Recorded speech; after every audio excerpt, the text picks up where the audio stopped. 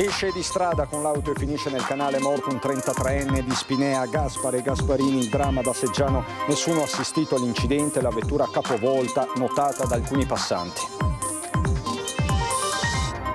Tragedia sfiorata a Revinelago, dove è stata investita un undicenne. Inizialmente era incosciente, racconta un testimone che ha anche avvisato i genitori. La ragazzina stava andando a scuola. Pensionato di 79 anni di Noventa Padovana, trovato morto in casa, ucciso probabilmente dalle esalazioni di monossido da un fornello. Sul posto sindaco e carabinieri. Soddisfazione nel centrodestra veneto per la bocciatura del referendum di abrogazione della legge Calderoli, ma le opposizioni insistono, riforma già stroncata dalla consulta. Sul pronunciamento della Corte Costituzionale sul quesito referendario bocciato, il commento del direttore di Media Nord-Est Luigi Baccialli, che parla di attacco all'autonomia sventato. Treviso, denunciato pakistano armato di coltello per le vie del centro, proprio nel giorno in cui il ministro Nordio parla di una città non sicura in cui c'è da aver paura a passeggiare. L'episodio di razzismo durante una partita di calcio juniores con insulti a dei giocatori di colore. La Federcalcio annuncia un'inchiesta, parla all'allenatore e lancia un messaggio. Bentrovati, buonasera telespettatrici, telespettatori di Antenna 3. Tanti fatti di cui dobbiamo darvi conto in questa edizione regionale dei nostri telegiornali. Per la cronaca, dicevamo, la tragedia che si è consumata ad Asseggiano, dove un 33enne è morto dopo essere uscito di strada con l'auto, è finito in un canale. Nessuno ha assistito all'incidente, la vettura notata capovolta da alcuni passanti. Ad accorgersi dell'auto finita rovesciata nel fossato sono stati questa mattina, poco dopo le 9, alcuni passanti che hanno subito allertato i soccorsi e ben presto si è avuta conferma della tragedia. Nella vettura c'era il corpo senza vita di Gaspare Gasparini, 33 anni, residente a Spinea, a pochi chilometri dal luogo dell'incidente. L'uomo era alla guida del mezzo, finito fuori strada in via Frassinelli ad Asseggiano, vicino al confine con Martellago, dove la strada diventa via Dosa. Sul posto hanno operato i vigili del fuoco arrivati da Mestre, da Vicenza con il nucleo sommozzatori e di volontari di Mirano. L'auto, capovolta nel canale di Scolo Dosa, è stata recuperata con l'autogru. Nulla da fare purtroppo per il giovane. Il medico del SUEM non ha potuto far altro che constatarne il decesso. Nessuno ha assistito alla fuoriuscita dell'auto ed in un primo momento si temeva che potessero essere rimaste coinvolte anche altre persone, magari trascinate fuori dalla corrente. Per questo i sommozzatori dei vigili del fuoco hanno lavorato alcune ore a scandagliare il canale per escludere il coinvolgimento di altri. Sul posto, per indagare sulle cause dell'incidente, la polizia locale. Profondo il cordoglio per la tragedia, l'amministrazione comunale di Spinea si stringe alla famiglia di Gaspare Gasparini. La data dei funerali non è ancora stata fissata. Rimaniamo sulle strade del Veneto, tragedia sfiorata in via Marconi a Revinelago. Siamo nella Marca trevigiana, dove in mattinata, nella prima mattinata, è stata investita una ragazzina di 11 anni. Erano 7:30, ho sentito un colpo, sono uscito sulla porta e ho visto la macchina fermarsi e la bambina caduta per terra, sì, di fronte alla chiesa. È questa la scena che si trova davanti Massimo Bottega una volta uscito dalla sua storica macelleria di via Marconi. Sull'asfalto c'è anche lo zainetto dell'undicenne, travolta poco prima sulla provinciale da un'auto che procedeva in direzione di Follina. La bimba stava attraversando la strada fuori dalle strisce pedonali per andare a scuola. Sono corso lì e ero incosciente in quel momento, sì. Poi le mamme di altri bambini che venivano a prendere il pullman mi hanno detto, per cortesia, andavo a chiamare i genitori e sono andato. La famiglia infatti abita a poche decine di metri in linea d'aria dal punto della collisione. Sono attimi concitati. Mi sono fatto coraggio, le ho chiesto perché la bambina era caduta e è venuto su di corsa. Le mamme degli altri alunni che avevano preso soccorso con la signora che guidava la macchina. L'apprensione generale, vengono immediatamente allertati i soccorsi. A Lago si trattiene il respiro finché la bambina non ricomincia a parlare. Arrivano sul posto i sanitari del SUEM 118 supportati dall'elicottero di Padova. Da lì il trasporto d'urgenza in ospedale a Treviso. Mentre le indagini vengono affidate alla polizia di Vittorio Veneto, le notizie che arrivano dal Cafoncello sono rassicuranti. Si parla di qualche frattura e contusione. Speriamo bene, perché 11 anni, insomma.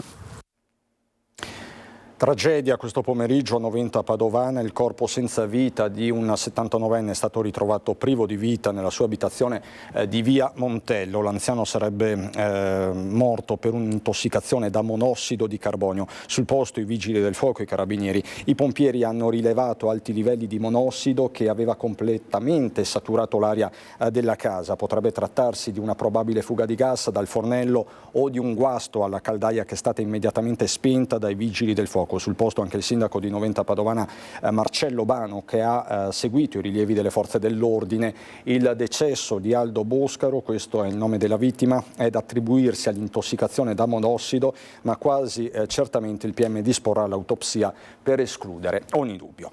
E veniamo alla politica, all'indomani della pronuncia della Corte Costituzionale e all'inammissibilità del referendum abrogativo della legge Calderoli. Forte la soddisfazione all'interno del centrodestra. Si mette una pietra tombale sul grande dibattito del referendum contro la legge Calderoli, quindi contro sostanzialmente l'autonomia, e si inizia a lavorare con serenità e io spero anche con la possibilità di dialogare con l'opposizione. L'oggetto e la finalità del quesito non risultano chiari. Con questa formula la Corte Costituzionale ha respinto la richiesta di referendum di abrogazione della legge Calderoli sull'autonomia differenziata. Le motivazioni della sentenza saranno rese note in seguito, ma in ogni caso il pronunciamento della consulta ha già messo un punto fermo sul futuro della riforma. Abbiamo difeso fino in fondo l'autonomia e anche abbiamo portato le nostre ragioni. Abbiamo portato nella prima fase a dicembre nel ricorso delle 4 regioni contro la legge Calderoli e l'abbiamo portata da soli, eravamo l'unica regione presente, anche ieri in sede di Corte Costituzionale, difendendo le ragioni dell'autonomia e quindi sostenendo il no al referendum. L'assessore Roberto Marcato usa una metafora sportiva. Veneto 1, Roma 0. Finalmente hanno respinto quella richiesta di referendum che avrebbe negato la volontà di un popolo, il popolo veneto. È una bella giornata per noi veneti.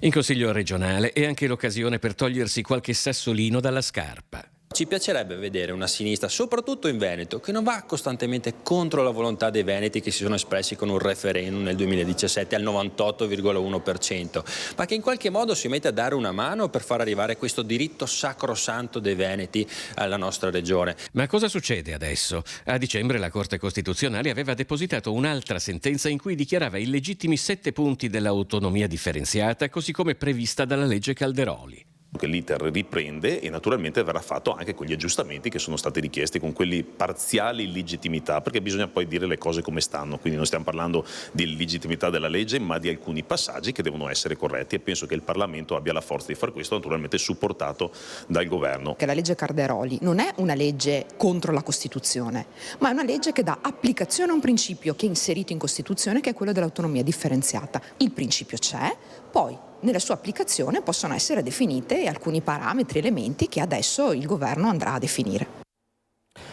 Le opposizioni però insistono, una riforma già stroncata, dicono.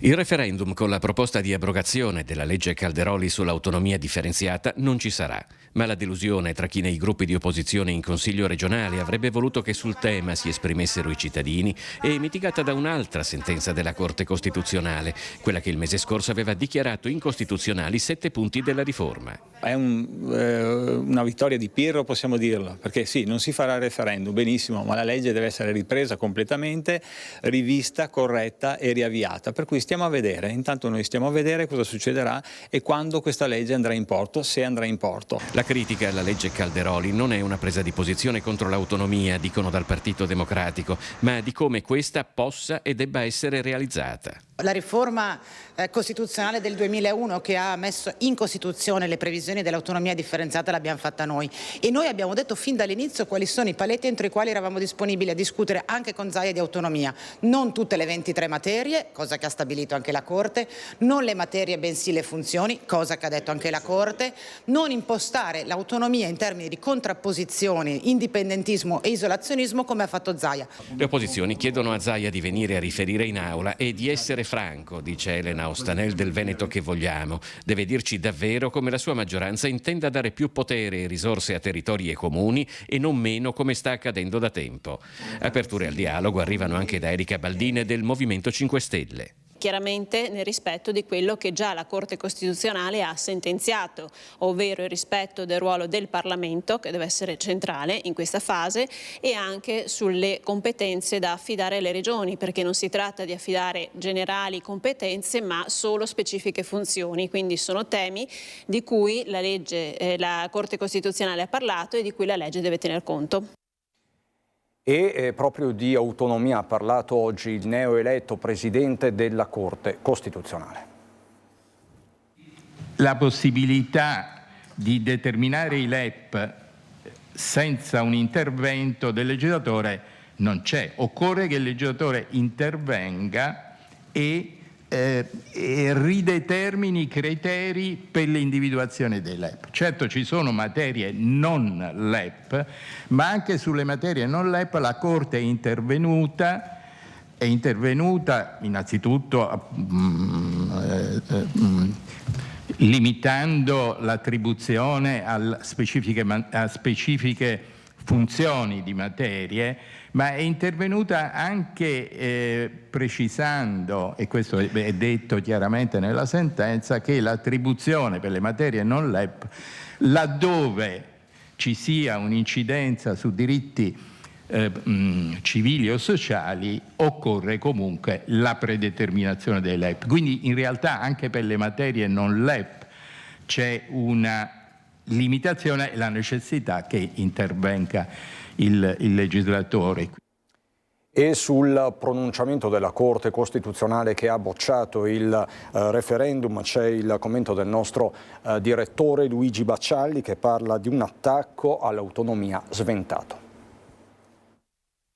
Buonasera, la Corte Costituzionale ha giudicato inammissibile il referendum abrogativo dell'autonomia differenziata. Sono 7 anni che abbiamo questa bandiera con la scritta autonomia subito, sono passati tanti anni, troppi anni, e si poteva mai pensare che la Consulta smentisse se stessa dopo aver giudicato costituzionale proprio la legge Calderoli. Siamo alle solite, no? Guelfi e Ghibellini animati proprio da una furia iconoclasta nei confronti dell'avversario, l'avversario che non deve essere affrontato ad armi pari ma con trucchetti, tranelli, imboscate, come è successo in questi ultimi anni. Quindi è stato veramente merito del professor Mario Bertolissi, costituzionalista veneto, l'avere portato finalmente a termine questa battaglia, perché a questo punto tutte le balle che sono state dette, tutte le angherie che sono state fatte nei confronti dell'autonomia hanno a questo punto termine. D'ora in poi si andrà avanti, si dovrà intervenire proprio sui 7 punti su cui la stessa Corte ha eccepito, e come ha detto il nuovo Presidente della Corte Costituzionale bisognerà costruire un passo alla volta un grande edificio. Quindi ormai c'è uno spartiacque tra gli attacchi dell'autonomia e questa nuova fase. Come al solito si cerca di fermare gli avversari in maniera scorretta. Fateci caso, non esiste nel nostro vocabolario la parola fair play, perché qui si è pronti a tutto e si va avanti procedendo con gli uppercut e i colpi bassi senza esclusione di gesta e di azioni che possano compromettere il cosiddetto nemico. Dobbiamo collaborare per migliorare questo Paese, per renderlo più efficiente, soprattutto quando si parla di terzo mandato, secondo mandato. I mandati o ci sono dei tetti per tutti o i tetti devono sparire. Soprattutto deve sparire una legge elettorale che è la madre di tutti gli imbrogli e di tutte le scorrettezze, che non ci consente di votare i parlamentari, che sono votati dalle segreterie dei partiti e non dai cittadini, e questa vicenda dell'autonomia insegna. L'insediamento di Trump a Washington c'era anche un veneto, l'eurodeputato Borchia. Un pizzico di emozione, poi insomma quando si viene in contesti come questi rappresentare un partito e rappresentare un territorio poi l'emozione deve passare. Emozionato ed orgoglioso Paolo Borchia, eurodeputato veronese, capomissione ed unico leghista a Washington, è il delegato alla cerimonia di insediamento di Donald Trump al posto di Matteo Salvini. Ieri ha assistito al giuramento e al discorso inaugurale del 47° presidente degli Stati Uniti d'America, un discorso netto, identitario, dal contrasto all'immigrazione clandestina al superamento del Green Deal, che suona come musica alle orecchie dei leghisti. È un discorso molto chiaro, un discorso che avrà chiaramente delle ripercussioni anche per quanto riguarda l'Europa, l'Italia, il Veneto, il nostro territorio, in particolar modo per quanto riguarda le tematiche ambientali e chiaramente le tematiche economiche. Preoccupazioni del mondo economico di casa nostra non condivise dall'eurodeputato leghista. Io sinceramente diciamo che non mi preoccuperei troppo fin dall'inizio, nel senso che il dogma dell'America First, prima l'America, è stato portato avanti negli ultimi anni indistintamente dalle amministrazioni democratiche e da quelle repubblicane, per cui adesso la cosa più importante è cominciare a lavorarci e poi si vedrà quello che ci sarà da fare. L'importante però, e questo diciamo anche lo scopo principale di questa mia missione, è di partire subito con le interlocuzioni e conoscere i protagonisti che poi andranno a plasmare le politiche americane dei prossimi anni. Ritorniamo alla cronaca, proseguono le indagini delle forze dell'ordine sul giovane picchiato a calci e pugni in mezzo alla strada di fronte al bar nei pressi della stazione ferroviaria di Portogruaro, un pestaggio violento che qualcuno ha anche ripreso con il cellulare e ora quel video è in possesso dei carabinieri che stanno indagando per trovare i responsabili. Vedete le immagini. E a proposito di violenza, a Treviso, armato di coltello per le vie del centro, è stato fermato dalla polizia e denunciato un 23enne pakistano, ma sulla sicurezza in città è sempre polemica. Coltelli!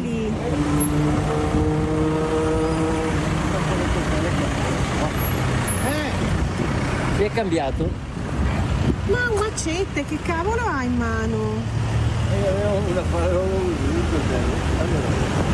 Si spoglia per poi rivestirsi in mezzo alla strada all'altezza tra via Roma e Ponte San Martino nel cuore di Treviso. A torso nudo i passanti notano un particolare inquietante e non trascurabile: un coltello da cucina infilato nei pantaloni, una lama da circa 30 centimetri. Ha vagato per la città così, creando scompiglio e paura tra i passanti un 23enne di origine pakistana. Con un coltello stava per terra e lavorava sui San Pietrini o faceva non so cosa, e poi qualcuno ha fatto un esposto ai carabinieri o polizia, non lo so, e loro sono usciti e l'hanno portato via. Quando le forze dell'ordine l'hanno raggiunto, il giovane ha prima gettato l'arma e poi si è buttato a terra. Il 20enne è stato poi condotto in questura. Sarà denunciato per porto abusivo di coltello. Il fatto è accaduto proprio dopo il recente incontro del coordinamento trevigiano dei Meloniani con il questore di Treviso, il comandante provinciale dei carabinieri e il ministro Nordio, che ha commentato gli ultimi episodi di violenza. Sono nato in una Treviso che era sicura, bella e vivibile. Oggi invece i cittadini hanno paura a passeggiare in centro il sabato pomeriggio. È una situazione inaccettabile. Dure le parole del ministro della Giustizia, distante anni luce dalle rassicurazioni del sindaco Conte, che nonostante le aggressioni, le rapine e l'omicidio di via Castelmenardo lo scorso 12 dicembre ha definito Treviso una città sicura. Rincarano la dose anche dal Partito Democratico. Con una nota i Dem chiedono all'amministrazione di intervenire con soluzioni concrete. Il capogruppo Stefano Pelloni attacca gli alleati. La giunta di centrodestra continua a dividersi e a non trovare un percorso condiviso. Basta con la retorica, ora i fatti, le parole da Roma dell'onorevole Scarpa.